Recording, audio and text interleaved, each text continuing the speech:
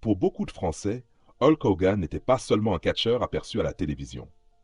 Il incarnait l'Amérique des années 1980 et 1990 dans tout ce qu'elle avait de plus spectaculaire, de plus démesuré et de plus fascinant.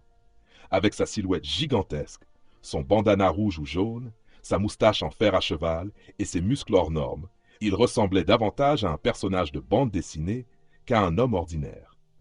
À l'époque où Canal+ diffusait les grands shows de la WWF et où les cassettes VHS circulaient dans les cours de récréation, Hogan était devenu le visage d'un rêve américain plus grand que nature.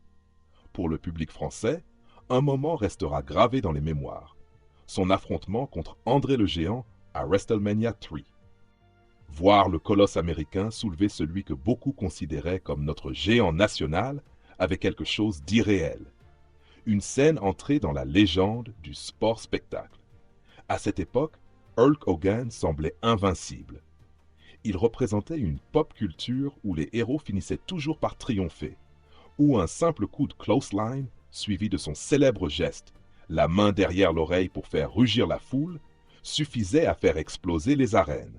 Mais les super-héros n'existent pas. Derrière Hulk Hogan se trouvait Terry Gene Bollea, un homme dont le corps avait payé, pendant plus de 40 ans, le prix d'une carrière faite de chutes, d'opérations et de douleurs chroniques. Lorsque les projecteurs se sont éteints, ce n'est plus contre un adversaire qu'il a dû lutter, mais contre son propre corps. Le 24 juillet 2025, l'icône s'est effondrée chez elle, en Floride. Les secours ont tout tenté pour le réanimer, mais quelques heures plus tard, l'homme qui avait incarné l'invincibilité était déclaré mort à l'âge de 61 ans. L'autopsie conclura à une crise cardiaque et les autorités classeront son décès comme une mort naturelle. Pourtant, dans les jours qui ont suivi, plusieurs témoignages, rumeurs et interrogations sont venus alimenter les spéculations autour de ces dernières heures. Que s'est-il réellement passé dans cette maison de Clearwater? Pourquoi certains détails ont-ils suscité autant de questions avant que l'enquête ne soit refermée? C'est ce que nous allons examiner en distinguant les faits établis des hypothèses qui ont circulé. Car derrière la disparition d'une légende se cache une succession d'événements qui méritent d'être racontés avec précision. Le jeudi 24 juillet 2025, le soleil écrasant de Floride se lève sur une élégante villa de Clearwater.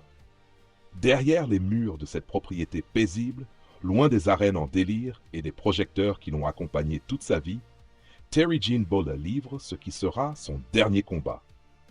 Ce matin-là, à 6h50, une aide-soignante arrive pour prendre son service. La scène qu'elle découvre témoigne d'une dégradation physique brutale. À l'étage, Hulk Hogan peine à accomplir les gestes les plus simples du quotidien.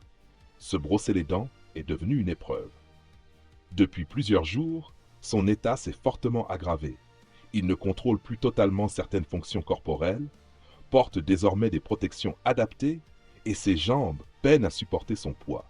Pourtant, fidèle à lui-même, il rassemble ses dernières forces. À l'aide de l'ascenseur installé dans la maison, il descend au rez-de-chaussée et s'installe dans son fauteuil inclinable. Sa femme, Sky Hogan, lui apporte ses médicaments. Il avale quelques cuillères de yaourt accompagnées de quelques myrtilles. Ce sera son dernier repas. Quelques minutes plus tard, il s'endort. Personne n'y prête vraiment attention. Depuis des semaines, les douleurs chroniques qui le rongent l'empêchent de trouver le sommeil la nuit.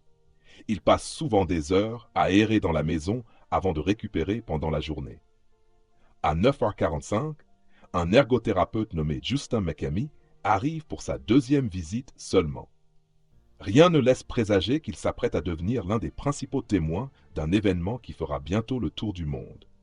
Après avoir préparé du matériel dans une pièce voisine, il s'approche du fauteuil où repose le champion. Comme prévu, il tente de prendre ses constantes vitales. Il saisit son poignet, aucun pouls. Surpris, il recommence. Toujours rien.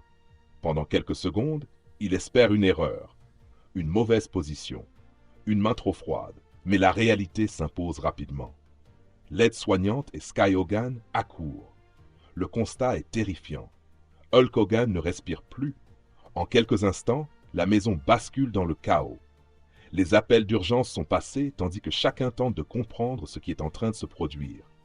Le corps du géant est déplacé du fauteuil jusqu'au sol du salon. Justin McCamey commence immédiatement les manœuvres de réanimation cardio-pulmonaire pendant que les secours foncent vers la propriété.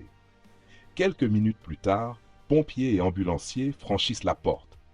À leur arrivée, le thérapeute leur explique qu'il pratique les compressions thoraciques depuis plusieurs minutes sans interruption. Mais au fil des heures, certains détails de cette intervention vont susciter des interrogations. Par la suite, des images captées par les caméras portées par les secouristes révéleront que plusieurs professionnels présents sur place se montrent sceptiques quant à l'efficacité des gestes réalisés avant leur arrivée. L'un des techniciens médicaux exprimera notamment ses doutes lors d'une conversation enregistrée après l'intervention. Ces remarques ne constituent pas une preuve de faute. Elles témoignent cependant du climat d'incertitude qui entoure les premières minutes de la prise en charge. Malgré les injections d'urgence, les tentatives de réanimation avancées et les efforts déployés sur place, l'état de Terry Bolla demeure désespéré. Mais ce n'est pas encore l'élément qui va attirer l'attention des enquêteurs. Le véritable tournant survient lorsque Justin McCamey commence à évoquer l'état de santé récent de son patient. Sous le choc des événements, il explique aux policiers présents que Hogan a subi d'importantes interventions chirurgicales quelques semaines auparavant. Puis il avance une hypothèse particulièrement grave. Selon lui, une complication liée à l'une de ces opérations pourrait avoir contribué au décès. Au centre de ces déclarations se trouve un terme médical méconnu du grand public, le nerf phrénique. Ce nerf joue un rôle essentiel dans le fonctionnement du diaphragme et donc dans la respiration. McCamey laisse entendre qu'une atteinte de ce nerf pourrait expliquer l'effondrement physique du catcheur. L'affirmation est explosive. Très rapidement, les rumeurs se propagent. Certains y voient la preuve d'une erreur médicale. D'autres évoquent déjà une possible négligence chirurgicale. Pendant plusieurs mois, cette hypothèse va alimenter les spéculations autour de la mort de l'une des plus grandes icônes de l'histoire du catch. Mais les enquêteurs refusent de se contenter des apparences. La police de Clearwater ouvre une enquête approfondie.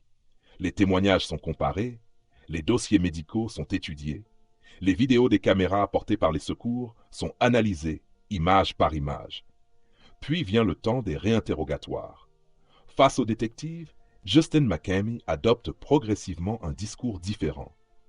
Il reconnaît qu'il n'est ni chirurgien, ni spécialiste en neurologie. Il admet également qu'il ne disposait d'aucune preuve lui permettant d'affirmer qu'une erreur médicale avait eu lieu. Selon ses propres déclarations, il a tiré des conclusions hâtives à partir de termes aperçus dans le dossier médical du patient. Des termes qui correspondaient en réalité aux risques potentiels habituellement mentionnés dans ce type d'intervention chirurgicale. Autrement dit, il avait interprété certains éléments sans disposer des connaissances nécessaires pour en comprendre la portée réelle. Au fil de l'enquête, l'hypothèse d'une faute médicale s'effondre. Les expertises médicales se succèdent. Les dossiers hospitaliers sont examinés, les conclusions convergeant toutes dans la même direction. Aucun élément ne permet d'établir qu'une erreur chirurgicale a provoqué la mort de Terry Bollea. En juin 2026, le rapport final de la police met un terme définitif aux spéculations. Les investigations concluent à une mort naturelle. Les examens médicaux révèlent un état de santé extrêmement fragilisé, marqué notamment par une leucémie lymphoïde chronique, une pneumonie, une insuffisance rénale, des problèmes cardiaques importants et les conséquences de nombreuses interventions chirurgicales récentes. Ce matin du 24 juillet 2025, il n'y avait ni complot, ni crime dissimulé, ni responsable caché dans l'ombre. Simplement un homme de 61 ans dont, après des décennies d'épreuves, avait atteint ses limites. Pour des millions de fans, Hulk Hogan restera à jamais l'incarnation de la force et de l'invincibilité. Mais derrière le personnage se trouvait Terry Bollea. Et ce matin-là, dans le silence d'une villa de Floride, le rideau est tombé une dernière fois sur la légende. C'est ainsi que se referme le dossier des dernières heures de Hulk Hogan. Pendant des mois, les rumeurs, les spéculations et les déclarations contradictoires ont entretenu le doute autour de sa disparition. Mais au terme de l'enquête, les conclusions sont restées les mêmes. Il n'y avait ni complot, ni faute dissimulée, ni mystère criminel à résoudre. Seulement la réalité, souvent plus brutale que les légendes. Celle d'un homme dont le corps, usé par des décennies de blessures, d'opérations et de souffrances, a fini par céder. Pour toute une génération, Hulk Hogan restera pourtant bien plus que cela. Il restera cette silhouette immense vêtue de jaune et de rouge, cette moustache légendaire, cette énergie débordante qui faisait trembler les arènes et se lever des millions de spectateurs devant leur télévision. En France comme ailleurs, il incarnait une époque où les héros semblaient invincibles. Une époque où il suffisait d'entendre les premières notes de son entrée pour croire, l'espace d'un instant, que rien ne pouvait lui arriver. Mais derrière le personnage se trouvait Terry Gene Bolla, un homme, un mari, un père, une légende qui, comme toutes les légendes, était finalement mortelle. Le 24 juillet 2025, dans le calme d'une maison de Clearwater, le géant s'est éteint. Mais pour ceux qui ont grandi en regardant ses exploits, pour ceux qui se souviennent encore de ses affrontements mythiques et de ses triomphes impossibles, une partie de Hulk Hogan continuera sans doute de vivre encore longtemps. Merci d'avoir suivi cette histoire jusqu'au bout. Si cette vidéo vous a intéressé, n'hésitez pas à partager votre souvenir de Hulk Hogan dans les commentaires. Et si vous aimez les enquêtes, les histoires vraies et les récits qui explorent l'envers du décor des célébrités, pensez à vous abonner et à activer les notifications. Prenez soin de vous et à très bientôt pour une nouvelle histoire.